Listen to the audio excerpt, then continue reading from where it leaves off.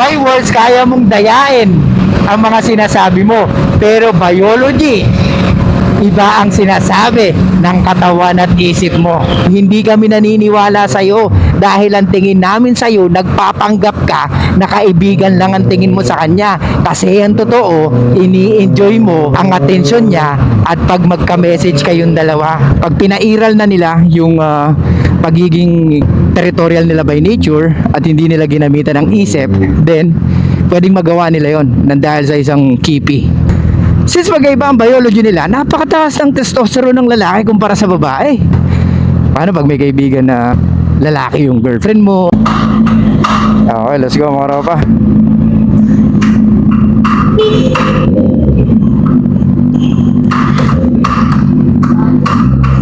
Alright. Okay. Malubak. Okay mga ropa, pinapalitan natin ang ating side mirror. Grabe daan dito sa baliwag Shit, puta lalim. Lubakan hindi bulakan lubakan. Okay, pauwi na tayo. Hindi ko alam kung magpapagas ako mga ropa Kanina, habang nasa wabaybay tayo, grabe yung takbo ng mga ibang naka big bike, napakabagal men. Kaya nakaka-guilty na tumatakbo ka na matulin. Kasi talaga makikita mo na talagang tinitipid yung gas or ayaw talaga nila magmabilis. Kasi nga mahal naman talaga ng gas mga ropa. Okay mga ropa, pag-usapan natin of course yung madalas tanungin sa atin. Do you think men and women can be friends? So yun yung usually kadalasan na tinatanong sa atin. Hindi lang sa message, hindi lang sa comment, kundi sa even sa personal. Usually mga nagtatanong, yung may mga girlfriend. Paano pag may kaibigan na lalaki yung girlfriend mo? Ayun, kagaya nung kagabi, di ba? Nung nag-live tayo, naunang nakilala ng babae, yung tropa niyang lalaki, bago naging sila. Kumbaga, wala pa talaga siya sa buhay ng babae, may tropa ng lalaki yung babae. So, ano sinabi natin doon? Dapat una pa lang pinipray mo na to Dapat una pa lang sinasabi mo na sa kanya na may boundaries ka pagdating sa pagkakaibigan ng babae at lalaki, di ba? Syempre ang mga babae, once na may tsura at maganda, batig yan. Madali sila mag-attract ng mga kalalakihan. And eto lang, recently lang, meron tayong kilala na babae na nag-confess daw sa kanya yung kaibigan niya for 11 years. Biglang nag-confess sa kanya yung lalaki na hindi niya akalain na parang after all ng 11 years, nakala ko magtropa tayo. Tatlo tayo magtotropa na talagang close sa isa't isa. Tapos mag-confess ka na you like me? What the fuck? So para sa kanya, talagang alam niya na men and women cannot be friends talaga. Dahil nga unang-una, okay mga ropa, explain natin maigi para at least maintindihan nyo bakit hindi pwede maging magkaibigan ng babae at lalaki or malabo maging magkaibigan ng babae at lalaki. Unang-una, punta muna tayo sa biology. Magkaiba ang babae at lalaki, di ba? Pangalawa, since magkaiba ang biology nila, napakataas ng testosterone ng lalaki kumpara sa babae. Kaya nga willing ang mga lalaki to kill other men just for a woman. Alam mo yun? Pag pinairal na nila yung pagiging territorial nila by nature at hindi nila ginamitan ng isip, then pwedeng magawa nila yon nang dahil sa isang kipi. Gets nyo mga ropa? Normal sa mga lalaki ang magprotekta, lalo na kung talaga nabebembang niya or meron na siyang emotions or invested na siya ng emotions dun sa babae. Gets? Kaya doon pa lang alam mo na kaagad na imposible maging magkaibigan ng babae at lalaki. And we as a fucking man, we appreciate beauty di ba? Kahit saan mo tignan at kahit anong gawin mo, yan ang laging una natin napapansin sa mga babae. Maganda siya, sexy siya, hot siya, di ba? Hindi naman yung personality niya agad-agad kumbaga it really takes time bago mo ma-discover kung ano yung personality ng isang babae or bago mo siya makilala ng gusto, di ba? Okay, balik tayo sa pinag-uusapan natin. So yun nga, it really takes time bago makilala ang isang babae na kung ano man yung kanyang mga pinagdaanan, yung personality niya, ano yung mga gusto niya, ano yung mga hilig niya, ano yung mga ayaw niya, di ba? It really takes time. Kailangan mo talaga mag-focus sa kanya, di ba? Kailangan mo siya makilala. Kailangan mo siya makasama ng ilang beses. Kailangan yung talagang umabot sa punto na pwede kayong mag-away, pwede kayong magtalo, pwede kayong dumaan sa hindi pagkakasunduan bago mo talaga siya totally makilala. So kaya expect mo talagang ang lalaki magbe-base lagi sa itsura ng mga babae. At ang mga babae naman, usually naman, nagbe-base sa kung ano yung mga bagay na pwede niya may provide or kung ano yung ginagawa niya sa buhay. Di ba? Well, nandun yung looks natin. Of course, titignan nila yon. Lalo na ngayon, sa panahon ngayon, karamihan ng babae, nagtatrabaho or they can provide for themselves. So, hindi na nila tayo kailangan pagdating sa pagpo-provide kasi meron na silang kaya provide sa sarili nila.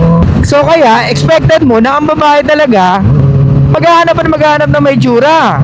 Especially these days. 50 years ago, hindi nila iniisip yun. Tinetrain sila ng nanay nila o ng magulang nila na maging magaling sa bahay or yung meron kang alam sa bahay, di ba? Kasi nga, sinasabi nila, women are belong to the kitchen. 50 years ago, ganun nakadesign ng babae na mag-aruga, mag-nurture ng kanyang pamilya or ng kanyang magiging asawa. Di ba? Lalo na pag may anak na sila. Pero these days, of course, nag-iba. Because women earning money these days, di ba? At yung ibang mga babae, mas kumikita pa na malaki kumpara sa ating mga lalaki. Gets? So expect mo talaga, usually, ang bibiliin nila yung lalaki may tsura. But the problem is, madali bang mahanap yung lalaki may tsura, na may yaman, may tsura, may height, may social status, maganda yung background? It's really hard for women to find that kind of man. Kumbaga, napakaliit na porsyento ng lalaking ganun. Kaya, may mga babae na anuman ang meron sila sa buhay nila, pumapayag sila kahit number 2, number 3 sila. Why? Kasi nga, ang hinahanap nila or ang dinidescribe nila mostly yung mga lalaki na rare. Kaya nga ikaw, Ropa, kung meron kang 2 girlfriend, 3 girlfriend, expect mo na pwedeng you're one of the rarest men na gusto ng mga kababaihan. Gets mo? Kaya nga sinasabi ko sa inyo mga Ropa, always know your worth as a fucking man. Hindi pwede na lagi ka lang nakabase sa kung anong mararamdaman ng babae sa'yo.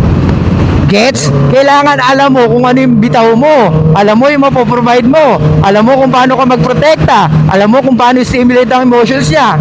Pag nasa ganung kang place, then ibig sabihin, pwedeng marami ka na rin nakilalang babae or naging girlfriends.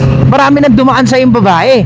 Kasi yun ang basihan para madiskubre mo kung ano ang nature ng mga kababaihan. Yes, andyan yung libro, andyan yung nagbabasa ka, andyan yung nakikinig ka sa mga ganitong content, or marami pang iba, di ba? Marami kang information na pwedeng makuhanan based sa nature ng mga babae. However, kung hindi mo rin na-experience, mahirap din masabi mga Ropa. Kaya nga, hindi lahat ng content creator about women or how to attract women magaling talaga or may alam talaga. Gets? Kailangan talaga mapanindigan niya at marami siyang mabigay na example sa mga tagapakinig niya, di ba? Kaya nga sinasabi ko sa inyo mga Ropa, kahit na makinig kayo sa akin or sa mga ibang content creator na nagbibigay ng advice or yung men empowerment, kung hindi nyo pa rin isasabuhay or kung hindi nyo gagalawan bilang kayo, hindi nyo gagalawan yung mga ganun pagdiskarte sa babae o kung paano kumilala ng babae, hindi nyo rin masasabi na gagaling kayo. Parang knowledge without action is just a fucking useless. Gets mo? Para kang manual. Babalik-balikan mo pag medyo may nakalimutan ka. Kasi hindi mo ginagawa eh. Binasa mo lang yung manual. Pero kung ikaw naglagay mismo sa sarili mo, sa lugar, kung paano ma-experience yung ganun, then probably mas lulupit ka pa. Kasi may encounter mo talaga yung mga iba't ibang klaseng babae pag kumilala ka ng kumilala ng mga babae. Well, I'm not pushing you mga Ropa na talagang gawin nyo yun everyday. Pero there's no shortcut mga Ropa. Walang ibang way kung paano mas lumupit sa mga kababaihan. Yung sinasabi ng social circle, iintayin mo pa ba yun? Na yumaman ka ng sobra bago ka magka-ea sa buhay mo? Diba? Lahat ng bagay inuumpisahan sa maliliit na step or baby steps. Kaya kailangan simulan mo. Kasi yung baby steps na yun, habang tumatagal, lumalaki. Or habang tumatagal, naiipon. Lumalayo ka kahit baby steps yun, di ba? Kahit baby steps yun, mga Ropa, putya, ang laking impact nun. Madaming lalabas talaga regarding sa pagkilala ng mga babae. Pero cold approach is still talaga unbeatable for me. Kahit nga business eh, di ba? You're still talking to the person. Ito may mga bagay na pwede mo i-message, totoo yun when it comes to business. Pero may mga bagay na dapat yung pag-usapan. Kailangan mo siyang puntahan, kailangan nyo magkita, kailangan nyo mag-meet dalawa para mas magkaintindihan pa kayo. Di ba? Hindi pwede na true message lang. Kaya hindi mo pwedeng ialis yung cold approach sa buhay mo at maniniwala ka na mas the best yung nakikipag-usap ka through message lang. Hindi ganun mga Ropa. Imposibleng mag-work lang ng ganun yun. Wait lang.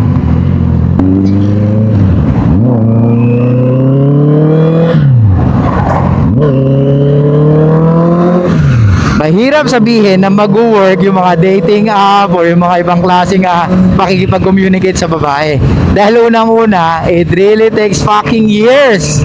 How many years? 10 years? 15 years? 20 years? Bago mo masabi na nag-work yung ganong approach. Di ba? Pero yung sinasabi ko sa inyo na cold approach, kahit dati pa, nag-work na yan. Wala ka pa sa mundong ito, ganyan na ang ginagawa ng mga sinaunang tao. Nakikipag-usap sila mga ropa. Gets? Kaya kung gusto nyo talaga mag-improve, umpisahan nyo na makipag-usap kung kani-kanino ropa. Yan ang lagi ko sinasabi sa inyo. Okay, balik tayo. Men and women cannot be friends. Ulitin ko, mataas ang testosterone ng lalaki. Kaya imposible na maging magkaibigan sila. At ang unang nakikita ng lalaki sa babae ay yung ganda nila bago yung personality nila. Gets? Pwedeng makipagkaibigan ng lalaki sa isang babae na maganda or kahit na sabihin natin average lang kung bading karo pa. Di ba? Or pwede ka makipagkaibigan kung ginagago mo yung sarili mo. So, saan tayo naputol? Yun nga, mahirap makipagkaibigan sa babae mga ropa dahil wala ka namang benepisyo talaga makukuha.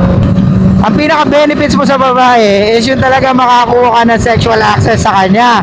Malabo na maging mag-friends kayong dalawa dahil pag napatrouble ka, hindi ka naman niya sasamahan o hindi naman siya sasama sa pagsuntok sa kalaban mo, ropa. Pagdating naman sa pera, imposible naman na lagi ka niyang ililibre, ropa. Pagdating naman sa pagsundot sa TED, lalo napaka-imposible, ropa. Dahil ang babae, gusto nila princess treatment. Diba? Kaya malabo na makipagtropa ka sa babae. Doon pa lang, ibig sabihin, niloloko mo na ang iyong sarili. Okay, nagpapanggap ka na pwede kayo maging magtropa, pero ang totoo, patay na patay ka sa kanya. Di ba? O pwedeng libog na libog ka pa. Hindi mo lang maamin sa kanya na may pagtingin ka. Kasi alam mo na pwedeng wala kang pag-asa. So instead na mawala siya, kakaibiganin mo na lang or totropahin mo na lang siya para kahit papano may access ka pa rin sa atensyon niya. Gets? Andyan yung mga lalaki na nakikipagkaibigan sa babae para at least kahit papano nakakausap niya kasi may nakukuha siya. Anong nakukuha niya? Yung atensyon ng babae, lalo na kung maganda. Ang karamihan mga lalaki na pumapayag makipagkaibigan sa babae, lalo na maganda yung babae, dalawa lang ibig sabihin nun. Pwedeng nanggagaling ka lagi sa urge mo or pati sa feelings mo, ropa.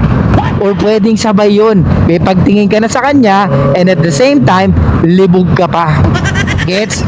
Ito yung masasabi natin na uncomfortable truth na maraming mga kalalakihan na ayaw tanggapin yun. Well, ang babae, pwede magsabi na kaibigan ka lang niya, pero ikaw, hindi kami naniniwala sa'yo. Dahil ang tingin namin sa'yo, nagpapanggap ka na kaibigan lang ang tingin mo sa kanya. Kasi ang totoo, ini-enjoy mo ang atensyon niya at pag magka-message kayong dalawa. Biruin mo, kwento ko sa inyo, di ba? 11 years sila magtropa. Ini-expect niya magkaibigan lang sila. Tapos umamin yung lalaki sa kanya. Nung umamin yung lalaki sa kanya with matching flowers pa. Oh, kung totoo na ang babae gusto ng nice na lalaki, matinong lalaki, bakit hindi siya attracted nung umamin or bakit di niya nagustuhan nung umamin yung lalaki na sinasabi niya kaibigan niya for 11 years? Di ba? Kilalang kilala niya na yon. 11 years eh. Di ba? Pero ang feeling ng babae, na-betray siya. Because may hawak-hawak pa sila dahil nga magkatropa sila. Kumbaga, bayan, holding hands, sinaalalayan siya. Hindi niya alam na yung lalaki na tinuturing siyang kaibigan or tinuturing niyang kaibigan, may pagtingin pala sa kanya. Kaya ang nararamdaman niya, she feel betrayed, mga ropa. Kaya uulitin ko, huwag niyong dayain ang sarili niyo. Huwag kayong magpretend sa sarili niyo na pwede kayong magkaibigan dalawa. Dahil ang attractive na babae, mahirap kaibiganin. Dahil ang lalaki, tumitingin lagi sa ganda ng babae. Gets?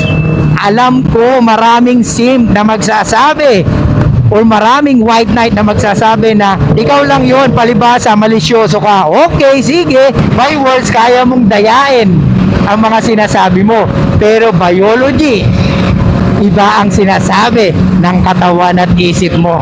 Gets? So, anong takeaway natin dito? Men and women cannot be friends. That's why, stop fucking pretending. Alright? You should have your own boundaries, standard pagdating sa mga kababaihan. Huwag kang papayag na matake advantage ka ng mga kababaihan dahil pumapayag ka na maging tropa ka lang nila. Isang malaking kabulsitan na pinapayagan mo yung babae na mag-take advantage sa'yo kasi maganda siya. Pumapayag ka na ibigay yung provision at protection kahit wala namang namamagitan sa inyong dalawa. Maliwanag? Okay, so yun lang guys. Thank you so much. I'll see you guys next time. Show love, peace out, and be fucking mysterious mga ropa!